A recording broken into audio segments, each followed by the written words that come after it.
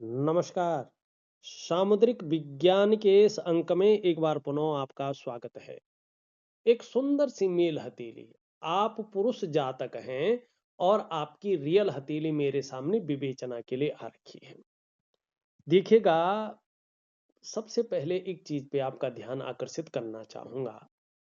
यहाँ पे देखेंगे तो ये इनकी इंडेक्स की फिंगर है और इसके नीचे वाला जो ये भाग है, इसको आचार्य देवगुरु बृहस्पति कहते हैं।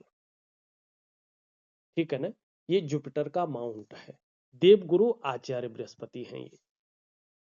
यहां पे एक काला तिल नजर आ रहा है जो बृहस्पति को बहुत ज्यादा प्रभावित कर रहा है और इसको अच्छा नहीं माना जाता है। ये न कहें कि एकदम हाथ देखते ही आप जो है नेगेटिव बोल रहे हैं।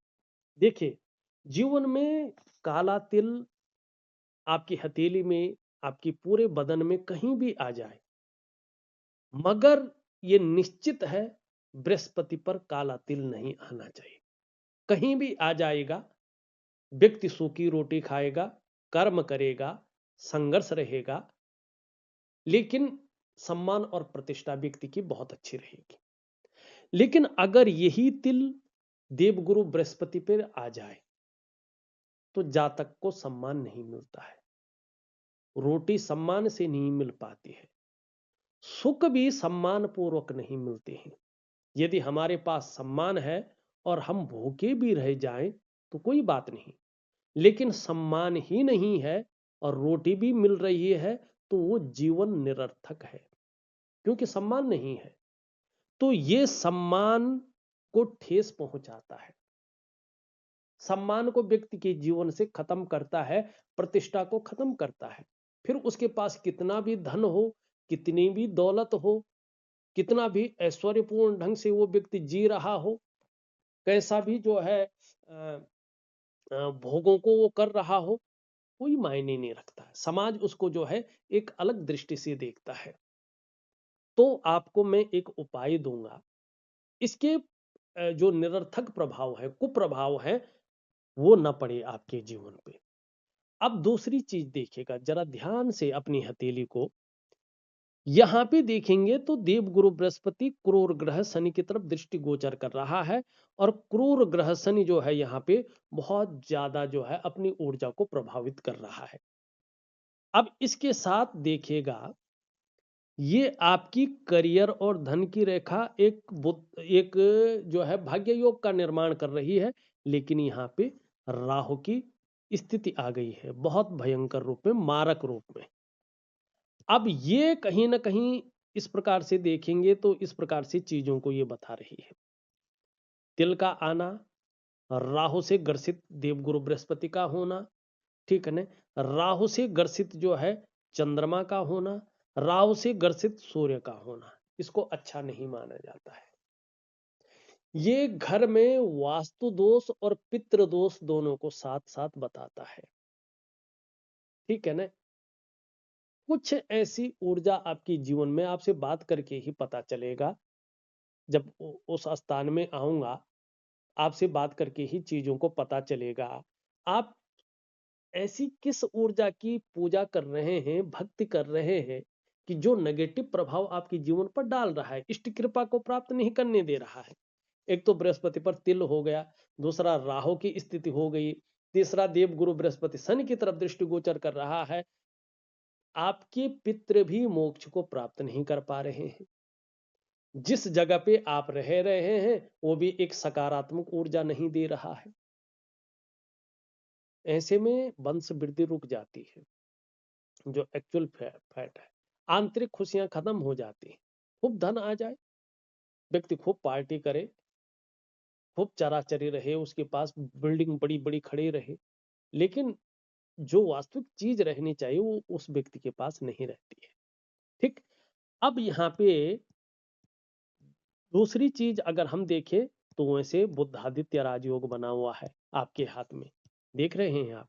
ये उंगली इस उंगली के पहले पोर्व तक पहुंच रही है और ये कहीं ना कहीं जो है इससे बड़ी है, मिडिल फिंगर से छोटी है। देवगुरु बृहस्पति पुष्ट और सुंदर है, भले ही दृष्टिगोचर क्रूर ग्रह की तरफ कर रहे हैं। ये बुद्धादित्य राजयोग बना रहा है, जो हथेली में बनने वाला सबसे बड़ा राजयोग होता है। ये व्यक्ति को राजा जैसा ही बना लेता है, ऐसे ही सुख और सुविधाएं देता है। ठीक है ना, राजयोग है। ऐसा व्यक्ति अगर समय रहते अपने लक्ष्य का निर्धारण कर ले, ठीक है, और अपनी मेहनत को दोगुना कर ले और एकाग्रता के साथ उस लक्ष्य की ओर बढ़े, तो ऐसे लोग सरकारी नौकरी या इससे संबंधित क्षेत्र में कार्य पाते हैं। खासकर देवगुरु बृहस्पति से संबंधित, चाहे शिक्षा का क्षेत्र हो, इंजीनियरिंग हो, चिकित्सा हो, मैनेजमेंट हो, वाणिज्य हो या कानून का क्षेत्र हो। अगर 1% अगर ये व्यक्ति सरकारी नौकरी या इससे संबंधित क्षेत्र में कार्य न कर पाया, तो 90% व्यक्ति मैंने देखे हैं राजयोग वाले अपने व्यापार में जाते हैं, अपने व्यापार में उत्कृष्टता को पाते हैं, व्यापार के कारण जाने जाते हैं और व्यापार के कारण ही इनकी एक पहचान बनती है। ये लोग एक ब्रांड बनकर उभरते हैं। 5% जो मैंने देखे सही दिशा की तरफ अगर वो चले जाएं, तो बड़ी बड़ी मल्टीनेशनल कंपनी में बड़े बड़े पदों पे रहते हैं, उनके नीचे हजारों आदमी काम करते हैं।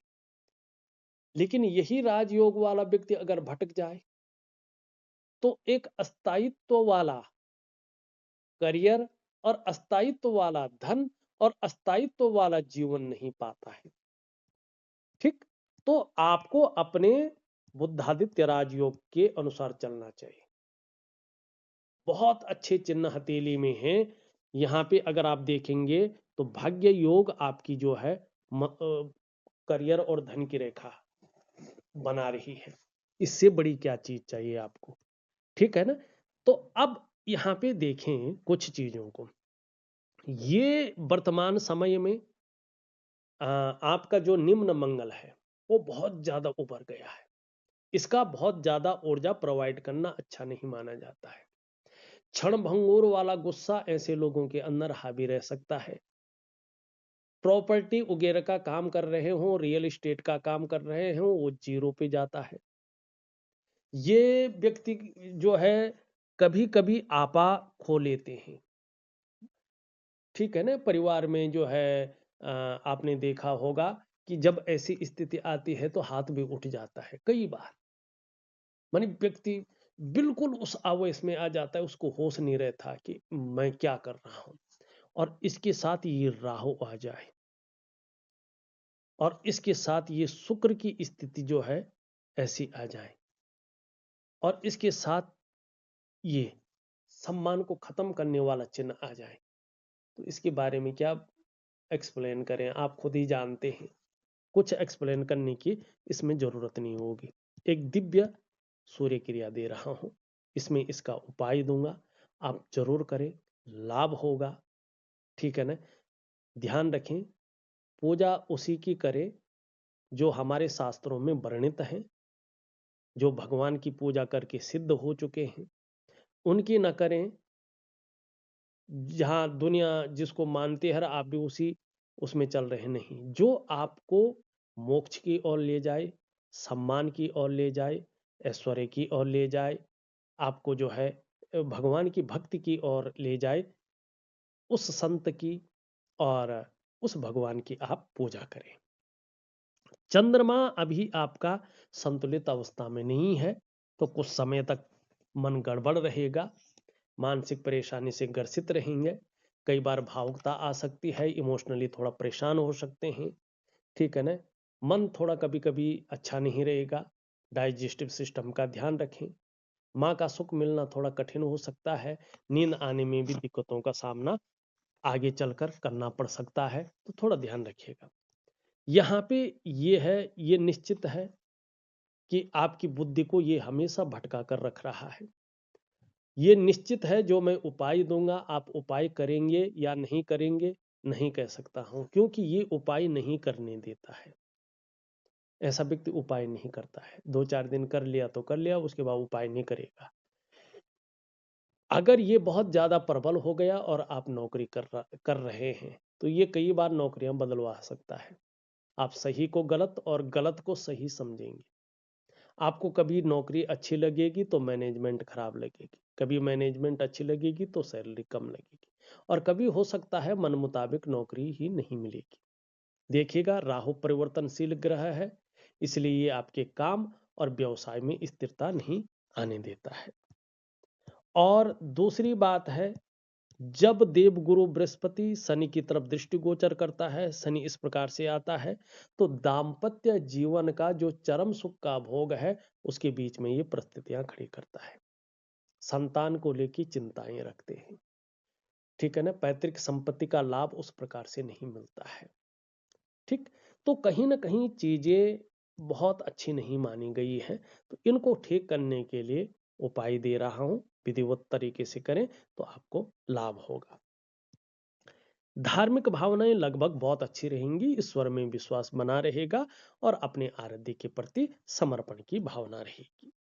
आप जीवन में कामयाब तो होंगे, लेकिन बहुत ज्यादा मेहनत, बहुत ज्यादा परिश्रम करने के बाद ही चीजों में आपको सफलता मिलेगी। कई बार दौड़ा धूपी का काम भी आपको करना पड़ सकता है। यश पाने की इच्छा, नेम फेम पाने की इच्छा और अपने कार्यों में विस्तार और फैलाव पाने की इच्छा रहेगी। धन कमाने की ललक बहुत अच्छी रहेगी और आगे चलकर अगर आप व्यापार करते हैं, खास करके लगभग लगभग जो है 44-45 के आसपास, ठीक है ना, तो उत्कृष्ट व्यापारी आप बन जाएंगे। उच्च वर्ग का व्यक्तित्व रहेगा, श्रेष्ठ और सफलतम व्यक्तियों में आपकी गिनती जरूर होगी। दो कारणों से आप अपने जीवन काल में सफलता पा सकते हैं।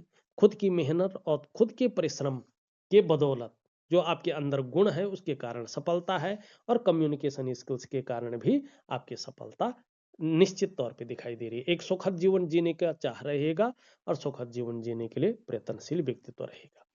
आपकी जो वास्तविक इष्ट है वो भगवान शंकर है, और आपकी जो अधिष्ठात्री देवी है वो माँ पार्वती है। जितने ज्यादा शरणागति जाएंगे भोले बाबा की, उतनी ज्यादा दिव्यता और उतनी ही ज्यादा भव्यता की आपको प्राप्ति होगी। अगर वास्तव में आप भगवान की शंकर के ऊपर समर्पित हो जाएं, पूरा समर्पण रखें, भगवान शंकर आपको जो है ये ऐसा स्थिति में ला सकता है, ये दे सकता है जो आपने कभी भी जीवन में उम्मीद नहीं की होगी। आपकी जो इष्ट हैं वो भगवान शंकर है, आपकी जो अधिष्ठात्री देवी है वो मां पार्वती है। एक बार कदम बढ़ा के तो देखो, और भक्ति करनी है ना, नाम लेना है ना, तो भगवान शंकर का लो, शंकर की भक्ति करो। आपके जीवन में वास्तु दोष खत्म होगा, आपके जीवन में पितृ दोष खत्म होगा, आपके जीवन में जो है कोई भी नेगेटिव ऊर्जा नहीं आ पाएगी। आपका दाम्पत्य जीवन शानदार रहेगा, आपके जीवन में यश और कीर्ति आएगी। तो आपने वास्तव में कुछ करना है तो भगवान शंकर की भक्ति करें, ठीक है ना। भगवान शंकर की आपको भक्ति करनी है। उपाय मैं विधिवत तरीके से लिख के दे रहा हूं, आप करने की कोशिश करें, आपको बहुत अच्छा लाभ मिलेगा। आपके ग्रह बहुत अच्छे हैं, लेकिन राहु के कारण और थोड़ा पितृदोष और वास्तु दोष के कारण आपके जीवन में चीजें थोड़ा खराब हुई हैं। दो चीज करें आप, एक तो संभव हो तो अपने पितरों के निमित्त, अपने पितरों के निमित्त हरिद्वार में जो नारायण शिला है, एक नारायण बलि करें। 5 ब्राह्मणों, विद्वान ब्राह्मणों को बुला करके आपकी जो ज्ञात अज्ञात पितर हैं उनके मोक्ष के लिए, अगर आप अपने जीवन में वंश वृद्धि चाहते हैं, अपने जीवन में यश चाहते हैं, ठीक है ना, आंतरिक खुशियां चाहते हैं, ग्रोथ चाहते हैं, ठीक है ना, तो उसके लिए आपको अपने ज्ञात अज्ञात पितरों के निमित्त नारायण शिला में किसी भी महीने के अमावस्या को 5 ब्राह्मणों को बुला करके और नारायण बलि करें, नारायण शिला में हरिद्वार। दूसरा, उसके बाद आप जो है अपने घर में सत्यनारायण भगवान की एक अच्छा पंडित बुला करके, ब्राह्मण देवता बुला करके कथा करवा लें। यदि आप ये दो काम कर लेते हैं तो आपको अपने जीवन काल में भटकाव जो आ रहा है, जो उतार चढ़ाव आ रहा है, सब खत्म हो जाएगा अगर वास्तविक तरीके से आपने करना है। बाकी मैं 2 क्रियाएं आपको दे रहा हूं, संभव हो तो करिएगा। इस अंक में बस इतना ही। एक नए अंक के साथ पुनः उपस्थित होऊंगा। तब तक के लिए नमस्कार।